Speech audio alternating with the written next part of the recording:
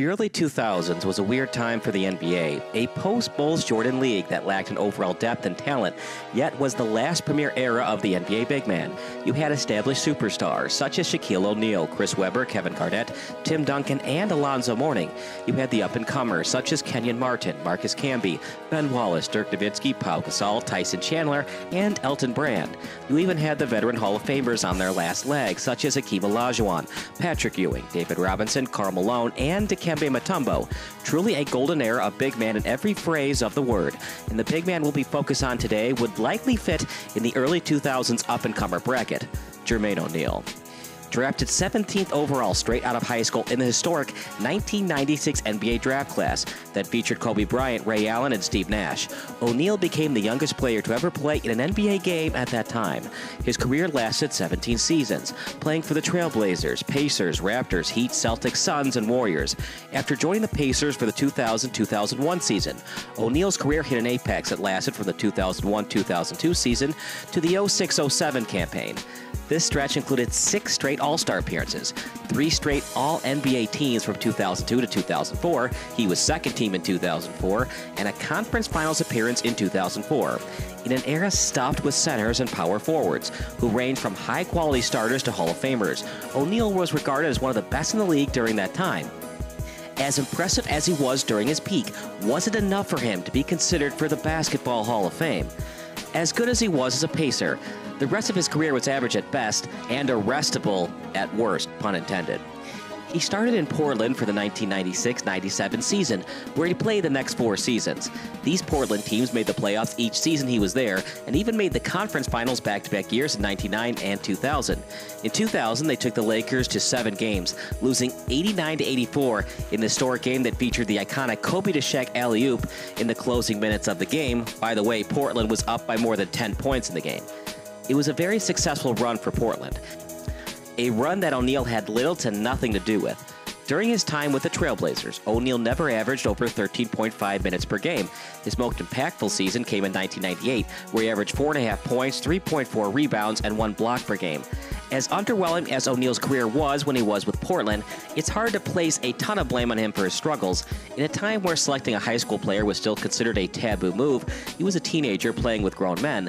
The center and forward positions were especially stacked for Portland, in a roster that featured Arvydas Sabonis, Rasheed Wallace, Scottie Pippen, Detlef Schrempf, and Brian Grant. Unless they're an instant generational talent, it's extremely hard for a young prospect to get playing time for an NBA team contending for a title. You even see this in today's NBA, with the Golden State Warriors still trying to figure out how to fit their younger prospects into the rotation. Hard to hold Jermaine's first 4 seasons against him. After the Pacers went into a mini rebuild parting ways with veterans Mark Jackson, Rick Smits, Chris Mullin, and head coach Larry Bird, they traded for O'Neal in 2000. He was put into their starting unit and instantly made huge strides, posting career highs in every major statistical category other than field goal percentage, which makes sense because he went from taking 3 to 4 shots per game to 10 plus. He would average 12.8 points, 9.8 rebounds, and 2.8 blocks for the 2000-2001 season. His next 6 seasons would be what defined his stardom, as he would team up with future Hall of Famer Reggie Miller and future Defensive Player of the Year Ron Artest. But with an aging Reggie Miller and the unpredictable personality that was Ron Artest, O'Neal ultimately became the best player and most valuable player for the Pacers during this time. He averaged 20.4 points, 9.9 rebounds, 2.1 assists, and 2.4 blocks per game, shooting 45.9% from the field between 2001 to 2007. He also had 39.3 win shares, 25.7 defensive, 13.6 offensive, a plus-minus of 1.7, 1.0 defensive, and 0.8 offensive, and a player efficiency rating of 20.3 in those seasons. To put these stats in context, one player who puts up similar numbers to O'Neal in today's game is Domantas Sabonis. While a much better passer than O'Neal ever was, and not quite the defender, Sabonis has 43.5 win shares, 25.8 offensive and 17.7 defensive, a plus-minus of 2.3, 1.3 offensive and 0.9 defensive, and a player efficiency rating of 19.3. Sabonis just recently finished his 7th season. O'Neal's success on the court translated to the success of the team.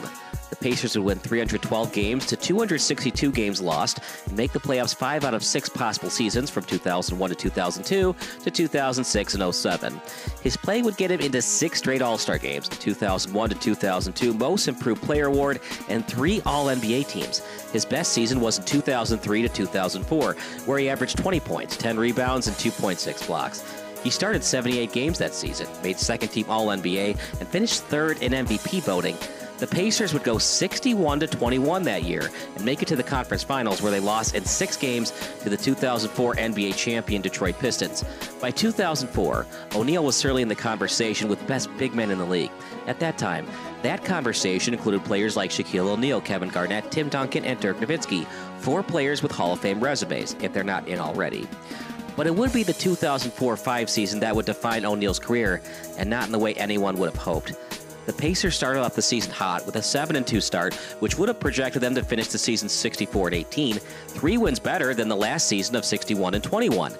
Then, in a game against the Pistons on November 19, 2004, it all came to a crashing halt.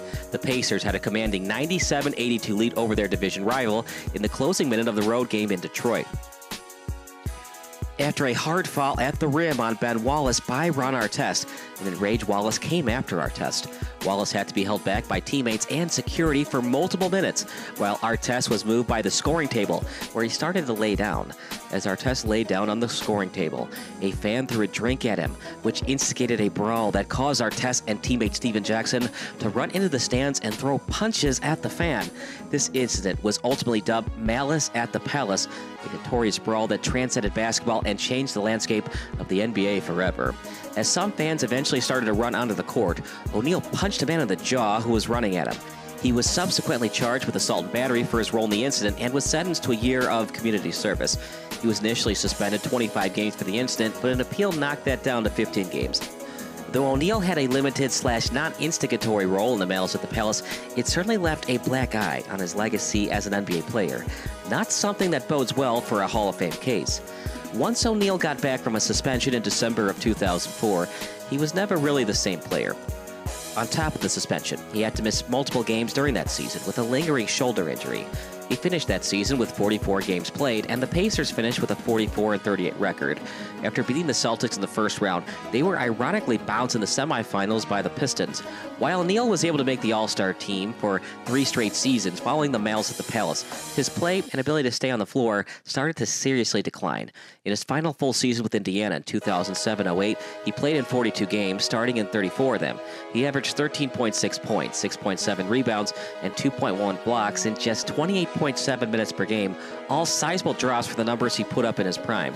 2007-08 was the first season he would make the All-Star team since 2000-2001, and he wouldn't make any more of them for the rest of his career. He was traded to the Raptors in the offseason 2008. By the 2008 All-Star break, O'Neal had missed nearly a quarter of the season and had lost his starting spot to up-and-coming center Andre Bargnani. He would be traded to the Heat later that season and would finish his 41 games in Toronto, averaging 13.5 points, 7 rebounds, and 2 blocks. His 2009-10 season in Miami would be his last decent season in terms of his health and productivity. He would play 70 games, averaging 13.6 points, 6.9 rebounds, and 1.4 blocks while playing 28.4 minutes per game. A variety of injuries would further plague him for the rest of his career after that season. He played with the Celtics, Suns, and Warriors up until his final season in 2013-14. From 2010 to 2014, he would play 148 games, 51 games started, posting averages of 7.1 points, 5.1 rebounds, and 1.3 blocks. For the second half of his career, you could argue O'Neal was nothing more than a role player. Despite the late bloom and sour ending of his career, how did O'Neal compare to the other big man superstars of his generation during his prime? Remember, the Hall of Fame is voted by the sports writers. From 2001 to 2007, the top-tier power forwards and centers were Shaquille O'Neal, Tim Duncan, Kevin Garnett, and Dirk Nowitzki.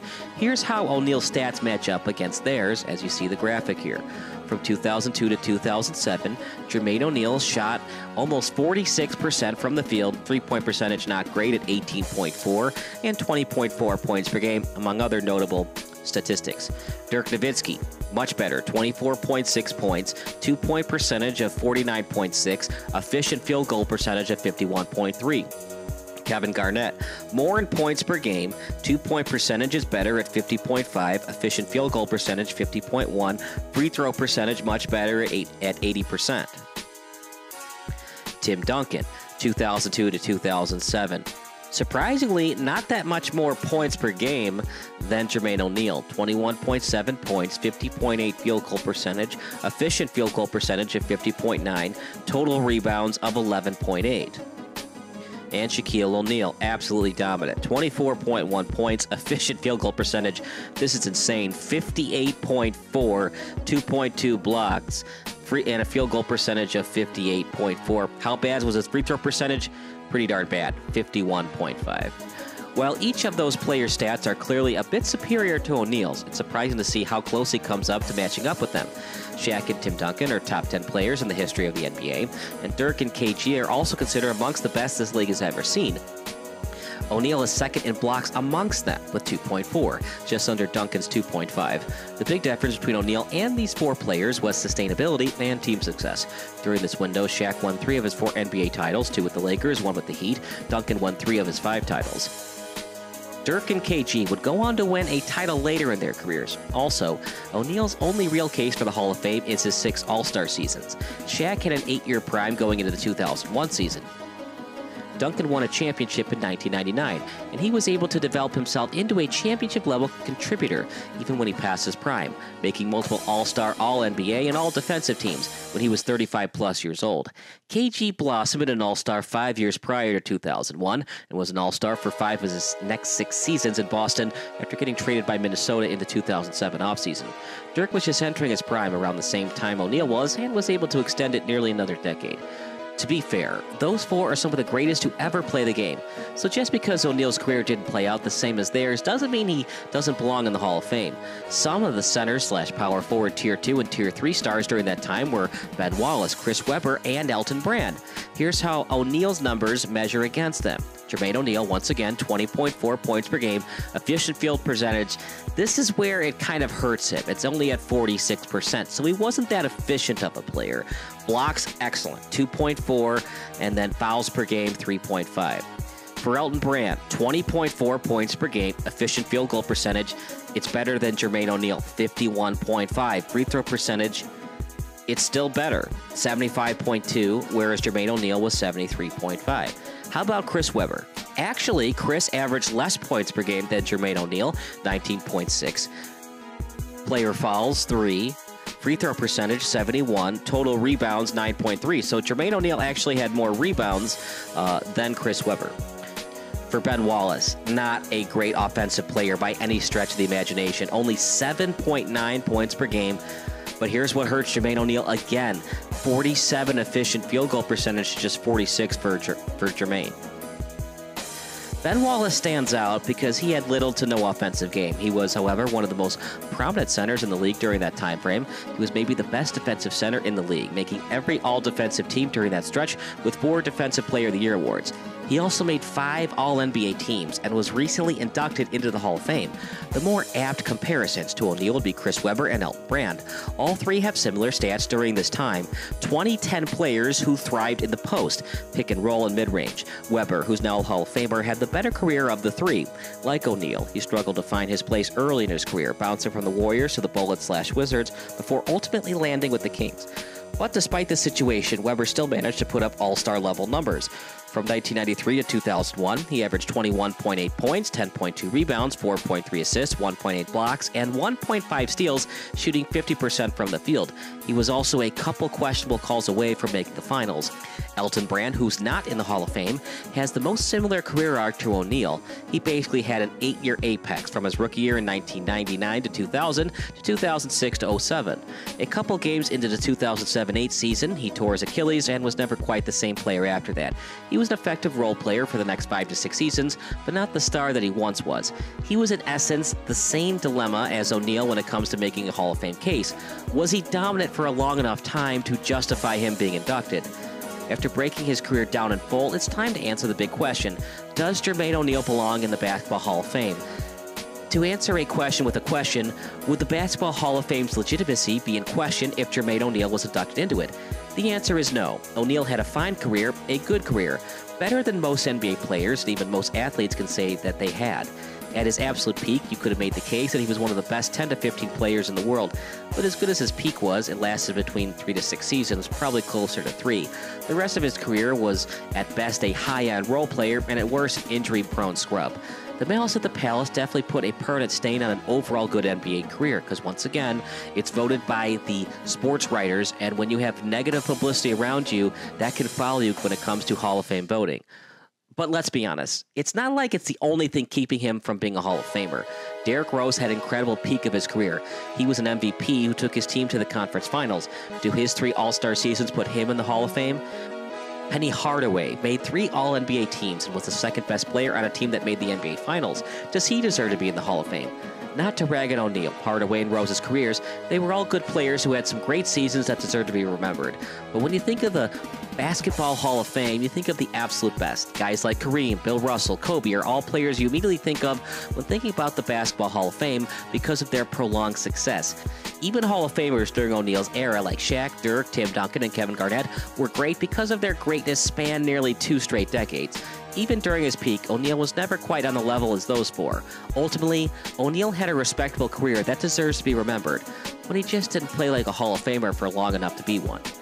But what do you think? Should Jermaine O'Neal be included into the Hall of Fame consideration? Make sure to comment below and subscribe to Sports Broadcast Solutions.